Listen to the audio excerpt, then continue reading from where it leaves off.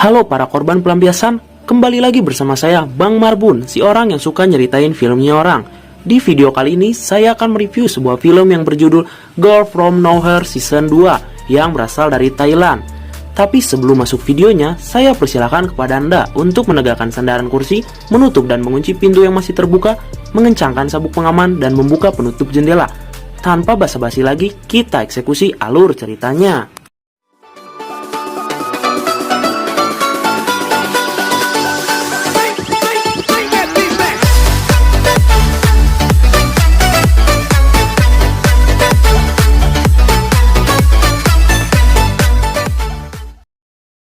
Cerita ini dimulai di sebuah ruangan di sekolah. Ya, ruangan kepala sekolah. Gadis yang sedang dimarahi oleh ibu kepala sekolah itu bernama Minnie.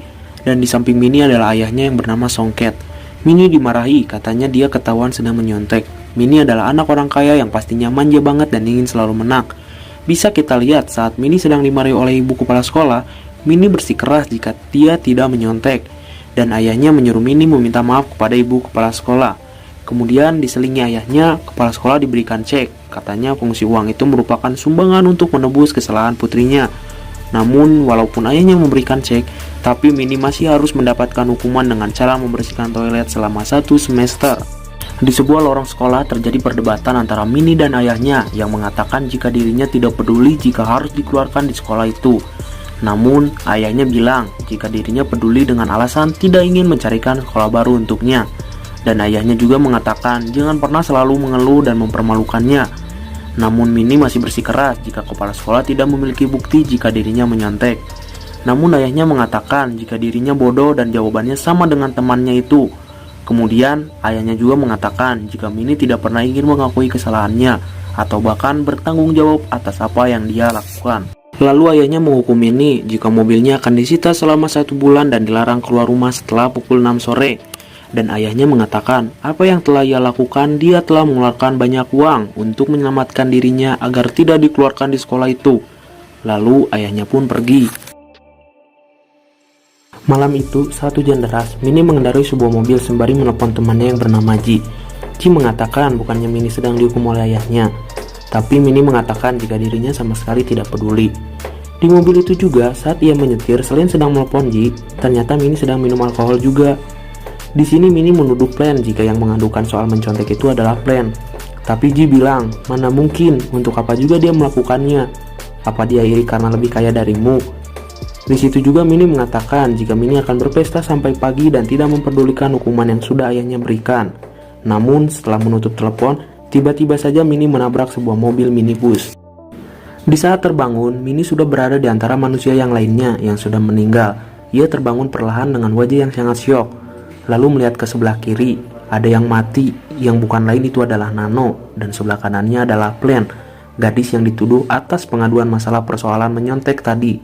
Namun di sini terlihat jika Plan sedang sekarat. Kemudian Minnie mengingat kata-katanya saat di mobil, di mana yang mengatakan apakah Plan yang melakukan semua itu pada kepala sekolah. Lalu Minnie terdiam. Saat ia melamun, tiba-tiba saja Nano berkata, "Kenapa kau tidak membantu dia?" Namun saat Minnie menengok, ternyata Nano diam saja. Kemudian Minnie mengambil telepon dari Nano dan menelepon ayahnya untuk meminta tolong. Adegan berganti ke sebuah acara berita yang mengatakan jika telah terjadi kecelakaan. Di sini juga diperlihatkan 4 orang korban yang berusia 17 hingga 18 tahun dan diduga juga jika pengemudi itu merupakan keempat temannya yang menjadi korban. Di sini wartawan itu berusaha untuk mewawancarai ayahnya Minnie yang bernama Pak Songket. Dia mengatakan bagaimana kejadiannya, namun ayahnya bilang putrinya masih sangat syok. Kemudian wartawan itu mengatakan apakah Minnie mengonsumsi minuman alkohol sehingga mengakibatkan kecelakaan. Namun Minnie mengelak sembari marah. Dia menjawab dengan nada yang tinggi dan menggeser kamera yang meliputnya. Adegan berganti saat ayahnya Minnie di rumah. Ayahnya dengan sangat keras mengatakan, "Kenapa kau keluar rumah padahal aku sudah melarangmu?" Lalu Minnie beralasan jika rem mobilnya pada saat itu mengalami blong alias tidak berfungsi sama sekali. Namun ayahnya mengatakan, "Kau ingin berbohong lagi dan lari dari tanggung jawabmu?" Namun ibunya berusaha melerai, dan ayahnya mengatakan jika dirinya tidak mengeluarkan botol anggur, bisa saja saat ini masuk penjara. Tidak sampai di sini, Minnie masih mengatakan dengan sangat keras jika remnya itu benar-benar tidak berfungsi lagi. Keesokan paginya, Minnie menjadi bahan gibah di sekolahnya. Ia tetap perlahan masuk menuju kelasnya walaupun sepanjang lorong ia dijebakkan oleh teman-temannya. Di kelas ia duduk, semua teman kelasnya bangun dan berjalan ke depan dan menyimpan bunga di depan sebuah meja. Tak lama setelah itu, Ji yang duduk di dekatnya pun pergi. Di sebelah bunga itu terdapat foto Nano di sana. Namun secara tiba-tiba ada yang memanggil Mini, tak lain itu merupakan foto Nano. Ternyata itu hanya bayangannya saja. Adegan berganti saat ayahnya ada di sebuah berita, di mana ayahnya Mini mengatakan jika kecelakaan itu terjadi akibat remblong atau tidak berfungsi. Ternyata TV itu berada di sebuah kantin di sekolahnya, dan semua temannya menyaksikan itu semua. Bahkan ayahnya mengatakan jika putrinya tidak pernah menyentuh alkohol selama hidupnya. Namun semua temannya bergumam alias gibah dengan mengatakan jika mereka semua tidak percaya sama sekali. Teman-temannya juga membicarakan Mini jika Mini itu minum alkohol hanya saja karena ayahnya merupakan pengusaha kaya raya. Jadi bisa saja menutupi kebohongan Mini. Ayahnya minta maaf, bahkan meminta waktu untuk Mini bisa membuktikan jika dirinya tidak bersalah sama sekali. Adegan berpindah di sebuah toilet. Mini melihat tulisan-tulisan kejam untuk dirinya. Ada yang mengatakan mengapa ia bisa lolos setelah membuat 4 orang meninggal, dan ada kata-kata ajakan untuk menyiksanya. Adegan berpindah di mana ada 2 orang yang sedang diwawancarai mengenai Plan, yang katanya Plan adalah anak yang sangat baik dan selalu menjaga toko mereka. Mereka semua keluarkan kebaikan Plan saat diwawancarai, dan mereka meminta keadilan atas kejadian ini. Di meja makan, keluarga Mini sedang menyaksikan siaran itu. Kemudian saat melihat itu, Mini langsung pergi. Keesokan harinya, Mini mendapati sebuah surat dari ayahnya, di mana ia harus menghafal kata-kata yang ada di surat itu. Namun Mini mengatakan jika dirinya tidak pandai berbohong, padahal dia selalu saja berbohong dan tidak pernah bertanggung jawab. Lalu ayahnya mengingatkan semua kebohongan yang sudah dilakukannya, namun Mini selalu menyanggahnya. Hari demi hari Mini menghafal surat itu, hingga akhirnya saat diwawancarai datanglah sebuah botol minuman. Kemudian Mini melihat seseorang yang berjalan dengan santai seperti salah satu arwah korban. Di sini Mini ditanya oleh media apakah itu botol yang kau minum saat di malam itu. Namun keluarganya pun membawa Mini ke dalam mobil. Saat sampai di rumah, Mini hanya terdiam dan seperti memikirkan sesuatu di kamarnya. Ia melihat ke arah jendela, ada 2 orang pria yang melihatnya dengan sinis. Ia pun merasa ketakutan. Kemudian HP-nya berbunyi. Lalu ia melihat tweet yang berisikan untuk menghukum dirinya. Tulisan itu semua berisikan kalimat-kalimat yang sangat sadis untuk Mini, seperti hancurkan wajahnya, rontokan giginya, bahkan membunuhnya. Saat Mini berjalan ke sebuah lorong kaca, terlihat jelas ada yang mengikutinya, yaitu hantu salah satu korbannya. Saat dia akan keluar kelas, dia ditanya oleh Mini kenapa dia menghindar darinya, namun Ji menyangkal. Di sini, Ji juga mengatakan jika dirinya selalu melihat keempat orang itu mengikuti Mini. Lalu Ji pun pergi. Saat Mini menatap foto Nano, ia mengingat semua kejadian pada malam itu. Adegan berpindah ke Mini, ia pergi ke toilet dan muntah di sana. Lalu tiba-tiba saja ia melihat kaki di pintu toilet dengan penuh darah saat keluar toilet. Di lorong, ia bertemu dengan Nano.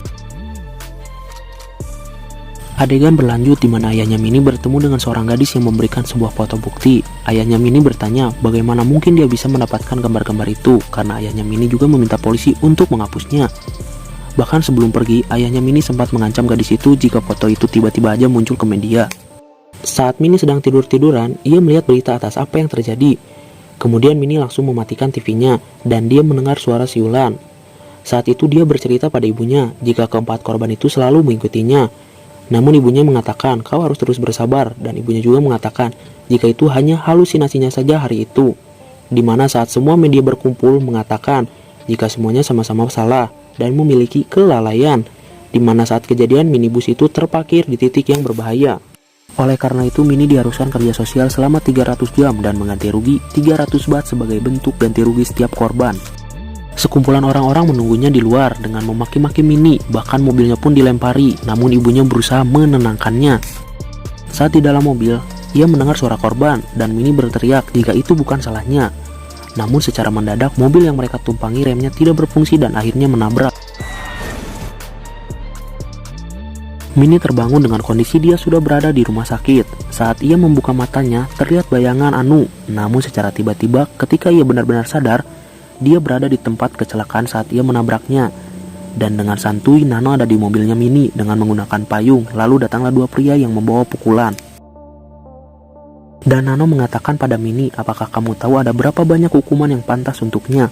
Lalu Nano membacakan beberapa urutan hukuman yang akan diterima oleh Mini.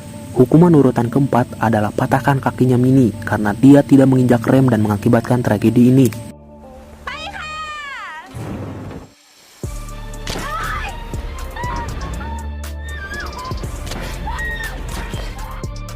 Urutan ketiga adalah ingin merontokkan giginya Mini karena sudah berbohong.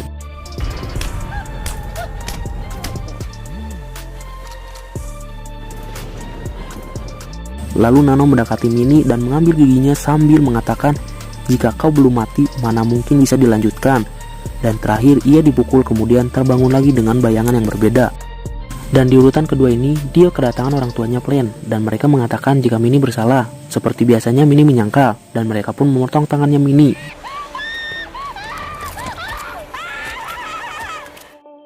Kemudian Mini terbangun dari tidurnya. Mini melihat ke arah jendela, ternyata di sana terlihat orang tuanya Plan dan Mini berlari ke arah ayahnya yang sedang minum alkohol dan mengatakan jika kita harus pergi dari sini. Namun ayahnya memeluknya dan mengatakan itu tidak akan terjadi. Namun secara tiba-tiba ayahnya tertawa dan memeluknya dengan begitu berat sampai ia tidak bisa bernafas. Lalu Nano muncul di pojokan dengan membacakan urutan teratas dan mengatakan yang akan membunuhnya Mini adalah ayahnya sendiri dengan cara mencekik karena selalu menimbulkan masalah. Lalu di belakang ibunya muncul dan memukul kepala Mini menggunakan botol dan Mini pun terjatuh. Lalu ayahnya mulai mencekiknya dan mengatakan ini tidak akan sakit. Adegan berpindah di rumah sakit dengan kondisi Mini yang sedang terbaring. Lalu datanglah bayang-bayang para korban itu. Kemudian muncullah gadis yang memberikan barang bukti itu kepada Pak Songkiat. Dia berada di kamar tempat Mini dirawat dan menyalakan berita yang isinya akan menyelidiki kembali kasus ini. Saat Nano berjalan, tiba-tiba saja ada orang yang terjatuh dari atas. Ternyata itu adalah Mini. Saat melihat korban itu, Nano dikejutkan dengan ada orang yang mengatakan, "Halo Nano, kita bertemu lagi." Dan Nano menjawab, "Yuri?" Ternyata Yuri merupakan salah satu korban juga. Sepertinya sama-sama ingin balas dendam, silaturahmi tangan, dan film pun berakhir.